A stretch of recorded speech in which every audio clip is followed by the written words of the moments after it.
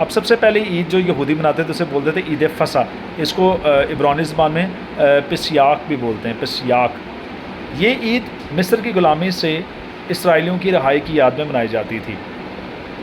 نیسن کے مہینے کی 14ویں تاریخ کو یہودی خاندان اپنا فصح کا کھانا صدر پہلی فصح کی یاد میں کھاتا تھا۔ اس کے لیے خوبصورت حوالہ ہے خروج 12 باب 1 سے 49 آیت۔ اس کے بعد ہے بے خمیر روٹی کی عید۔ یہ عید کون سی تھی؟ یہ عید فصح کے 7 دن بعد ہوتی تھی۔ جب یہودی خاندان بے خمیر روٹی، دکھوں کی روٹی کھاتے تو یہ بیابان میں 40 سال کی آوارگی کی یاد ہوتی تھی۔ اس کے لیے خوبصورت حوالہ ہے احبار 23 باب اور اس کی 5 سے 8 ہے۔ اس کو بولتے ہیں بے خمیری کی روٹ، جو کہ بیابان میں 40 سال کی جو آوارگی ہے اس لحاظ سے یہ منائی جاتی تھی۔ اس کے بعد ہے ہفتوں کی عید، کٹائی یا عید پینتیکوس بھی اس کو کہا جاتا ہے۔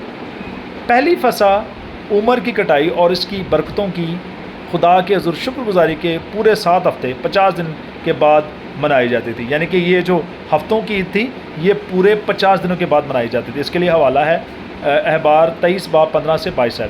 اس کے بعد ہے نرسنگوں کی عید، اس کو عبرانی زبان کے اندر روش ہشنا سال 9 کا دن بھی اسے بولا جاتا ہے۔ خدا کا دنیا کی تخلیق کرنے کی یاد میں تشری مہینے کی پہلی تاریخ کو منائی جاتی تھی۔ اس کو بولتے ہیں نرسنگوں کی، جو کہ ہمیشہ مہینے کی پہلی ڈیٹ کو تاریخ کو منائی جاتی ہے۔ اس کے بعد ہے یوم کفارہ، یوم کفر بھی اسے بولا جاتا ہے۔ یہ قومی اعتراضات کا بہت سخت دن ہوتا تھا۔ تشری مہینے کی 10ویں تاریخ کو سردار کاہن ہیکل کے پاک ترین مکان میں داخل ہوتا اور قربانی کا خون چھڑکتا تھا۔ احبار 23 باب 26 سے 32 آیت میں آپ یہ پڑھ بھی سکتے ہیں۔ خیموں کی عید، فصل کی کٹائی کی 1 ہفتے کی عید 15 سے 21 تشری میں یہودی عارضی خیموں میں رہتے تھے، جو مصر سے کنعان تک کے سفر کے دوران خدا کی محافظت کی یاد میں منائی جاتی تھی۔ یعنی کہ خیموں کی وہ عید تھی آسان زبان میں، جب جو یہودی لوگ تھے وہ مصر سے کنعان کے سفر کے دوران جو تھے وہ یہ لوگ خیموں میں رہتے تھے۔ اب ہے روشنیوں کی عید، اس کو عبرانی میں ہنوکا بھی بولا جاتا ہے۔ یہ مخصوصیت کی تھی جو کہ کسیلو مہینے کی 25 تاریخ کو یہودا مکابی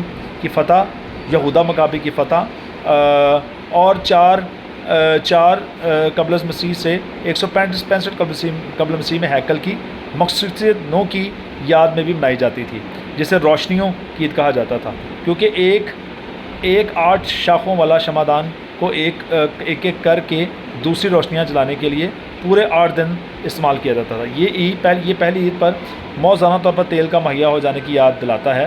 یہ جو میں آپ کو بتا رہا ہوں یہ دوسرا مکابین اس کا 10واں باب 1 سے 8 آیت ہے۔ یہ جو مکابین ہے یہ اپیکرافا لاء کے مطابق ایک غیر احلامی کتاب ہے، ٹھیک ہے، اور یہ بائبل میں شامل نہیں ہے۔ اور اس کے علاوہ یوحنا 10 باب اس کی 22 آیت۔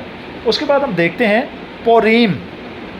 یہ عید ادار مہینے کی 13 سے 15 تاریخ کو منائی جاتی ہے اور آستر کے وسیلے یہودیوں کی رہائی کی یاد دلاتی ہے۔ یعنی کہ پوریم سے مراد یہ ہے کہ جب خدا نے آستر کے وسیلہ سے بنی اسرائیل قوم کو جو ہے وہ رہائی دی تھی تو اس دوران یہ عید منائی جاتی ہے۔ نئے چاند کی عید، یہ کون سی عید ہے؟ یہودی ہر مہینے کے آغاز کی عید مناتے ہیں۔ گنتیوں 28 باب 11 آیت، اسے نئے چاند کی عید بھی کہتے ہیں۔